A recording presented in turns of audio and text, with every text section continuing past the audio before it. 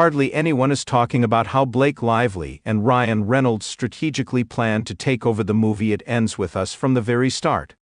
This wasn't about Justin Baldoni or any outside influence. Blake and Ryan had this all mapped out well before production even kicked off. In this video, we're going to expose the step-by-step strategy Blake and Ryan used to hijack the film, and how this isn't the first time they've done it. Blake's calculated move to seize control of the production, despite originally being brought on as just an actress, shows a pattern, one that mirrors Ryan's playbook with Deadpool. Back then, Ryan took charge of the Deadpool production, securing a massive back-end deal and turning the sequel into a $785 million success. Through the sequel, Ryan negotiated a base salary of $20 million, plus an additional $40 million in profit sharing. As we dig deeper, you'll see how Ryan mastered the art of taking control, and how Blake is now using the same tactics to reshape her career, with a very specific goal in mind. Step 1. Start small, and get underpaid. Blake's first strategy in taking over It Ends With Us was to step in humbly as an actress. At first glance, her decision to come on board might seem like she was just another lead in the film, but as we unpack the details, you'll see that this was just part of her long-term plan. Blake joined the project as Lily Bloom after much of the groundwork was already in place. Investor contracts were signed, and deals with distributors were set. However, she accepted a comparatively low salary of $3 million for her role. But here's the key: Blake also negotiated an executive producer credit. This credit, which is symbolic and honorary for high-profile actors, acknowledges her involvement in the film. It was a calculated move to position herself as the most prominent figure on set, setting the stage for future control. Even though Blake's $3 million paycheck was a sizable sum, it was actually underpaid given her status, especially when you compare it to Justin Baldoni's fee of just $320,000, but as you'll soon realize, the payments were kept modest because the film had a strict $25 million budget, which was self-funded by Justin's studio, Wayfair. This mirrors Ryan Reynolds' strategy with Deadpool. Ryan took a pay cut and accepted a small salary of $2 million for the first Deadpool movie, a strategic decision that was part of his larger plan to get his foot in the door. He was willing to sacrifice upfront pay for creative control, earning the trust of the production team. This move worked. Deadpool was produced on a modest $58 million budget, significantly smaller than many superhero films.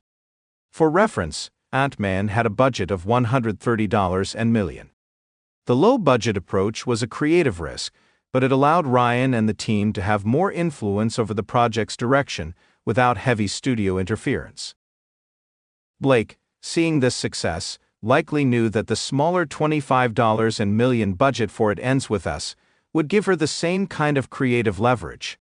It would be easier to shape and control the production, and that's exactly what she planned to do. Step 2. Wait until 50% of the budget is spent.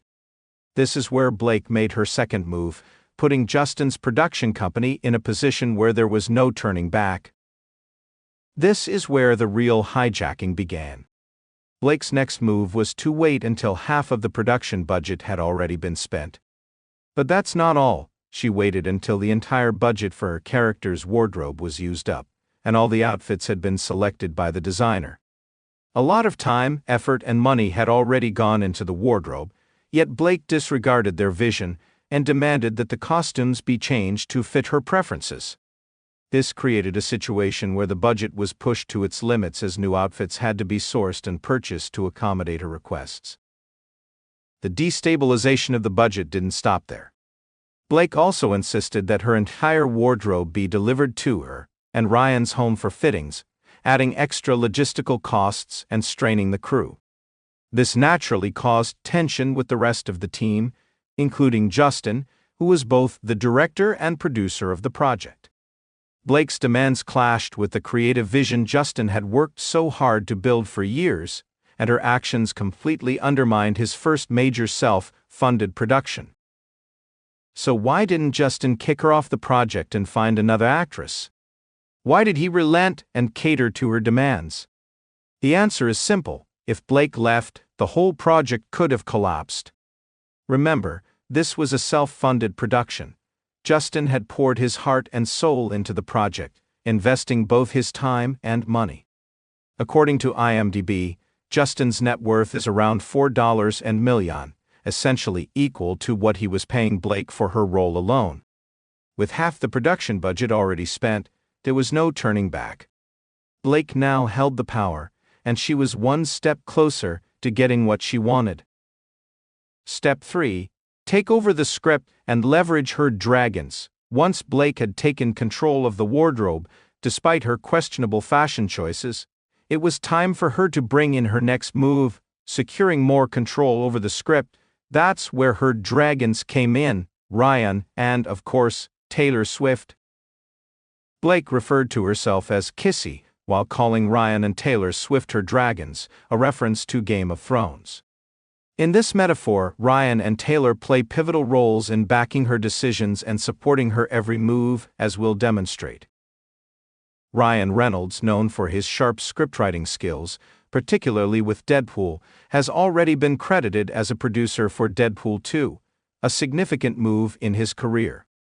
His expertise came into play when Blake enlisted him to help rewrite dialogue and make changes to the script without consulting Justin or the screenwriter. The rewrites were done from the comfort of Blake and Ryan's home, and it was all part of Blake's bigger plan to gain control over the movie. One notable scene that Blake and Ryan altered was the conversation between Riley and Lily on the rooftop. The screenwriter didn't even realize these changes were made, and when he saw the scene, he felt it was improvised. But the real strategy came when Blake invited Justin to her home to discuss the script changes. What Justin didn't know was that as soon as he arrived, Ryan and Taylor Swift were already there, praising Blake's work and hyping her up. They cornered Justin, making him feel pressured and awkward, as they pushed him to accept the changes. Feeling the tension, Justin reminded them that he was still the director, but when his objections started to gain little traction, Blake shifted tactics. She texted Justin late at night to express her disappointment in how things were progressing. Justin, trying to appease her, responded with a voice message at 2 a.m., which we'll now listen to. The second part of your message, my heart sank. And damn right, you got great friends if that's how you felt and they knew that. But I just wanted you to know that I didn't need that because it's really good and it's going to make the movie sing like you said. And I am so sorry you have been through what you've been through with these other filmmakers and producers or whoever the people were. Justin eventually gave in and allowed Blake to have her way, giving her the momentum she needed to push forward. With her plan gaining steam, she had a bit of luck on her side. Step 4. Exploit the writer's strike. Despite the chaos Blake had caused that set the production back, she saw the writer's strike as a prime opportunity. With Ryan's expertise in renegotiating his role in Deadpool to gain more creative control and a lucrative back-end deal, Blake followed a similar strategy to take full advantage of the situation. When the strike temporarily halted production, Blake seized the opportunity to renegotiate her contract, laying out 17 non-negotiable demands. These included increasing her creative input and control over key aspects of the film, another calculated move to secure her position. At this point, Justin was trapped. He was under immense pressure from Sony Studios, his co-distributor, who had invested significant resources into the film and viewed Blake's involvement as essential for marketing. With the budget already strained due to Blake's previous demands, replacing her or worse, losing her, was simply not an option.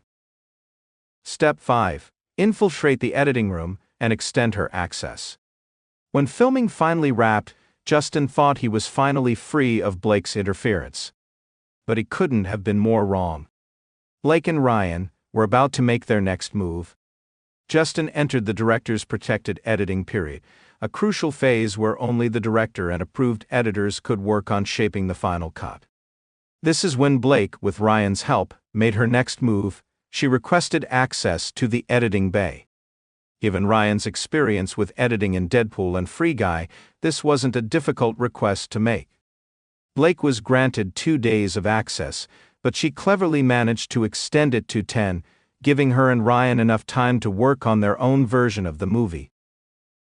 During this time, Blake and Ryan replaced the original editors with their own hires, including one who had worked with Ryan on Deadpool.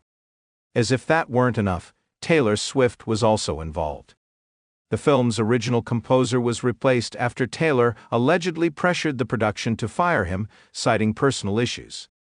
Blake's cut was then pitted against Justin's in a studio test, and while Justin's version tested better with audiences, Blake wasn't backing down. She was determined to have her version chosen. Step 6. Threatening to boycott promotion. At this point, Blake played her most dangerous card. She dropped an ultimatum on Justin. She threatened to leave the project entirely, take the book's author with her, and make 0 marketing appearances if her cut wasn't selected. This was a major blow to Justin, as Blake's presence in press conferences and media events was crucial for the success of the film. Without her, the movie would have been a disaster. Blake and Ryan knew the power they held, and they weren't afraid to use it to force Justin into submission. Step 7. Steal the producer credit. Blake's final move was to steal the producer's credit for herself. But before she could take full control, she had one last act to perform: humiliate Justin at his own premiere and secure her spot as the true leader of the project. One of the most beautiful nights of my life, career-wise. I literally was sent to the basement with all my friends and family for over an hour. Here comes the bombshell. So listen closely. You don't want to miss this part. This is the key to understanding why Blake and Ryan acted the way they did. It was all part of their plan from the start, and it's crystal clear now as we lay it out for you.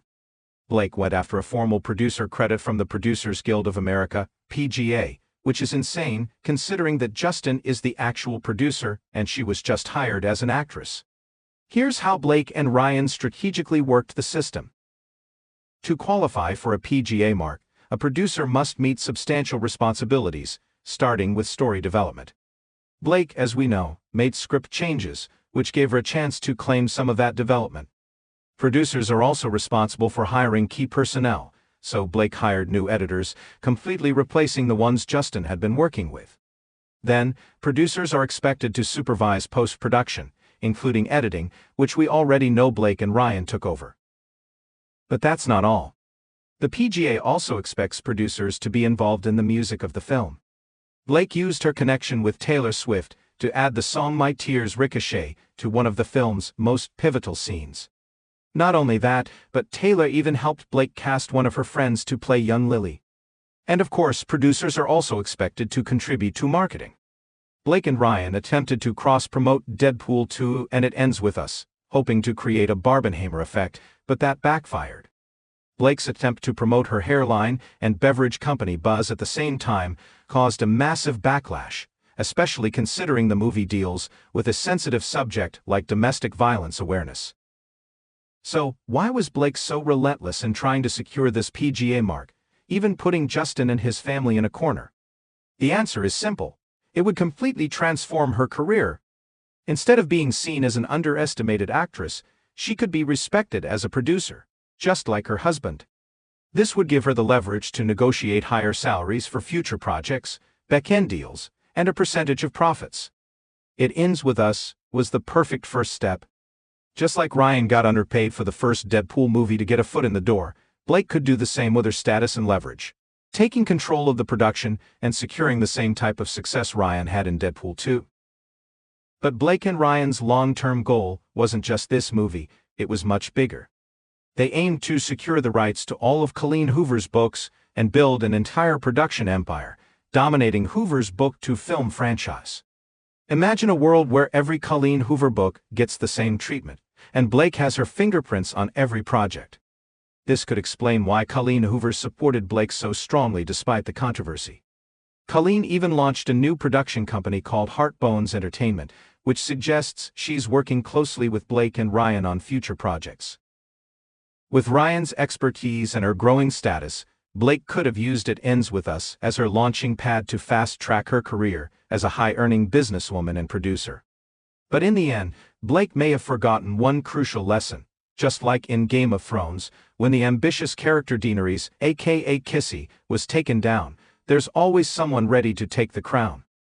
And just like Jon Snow, that could be Justin, standing firm with a vision and a man bond, ready to put an end to her plans.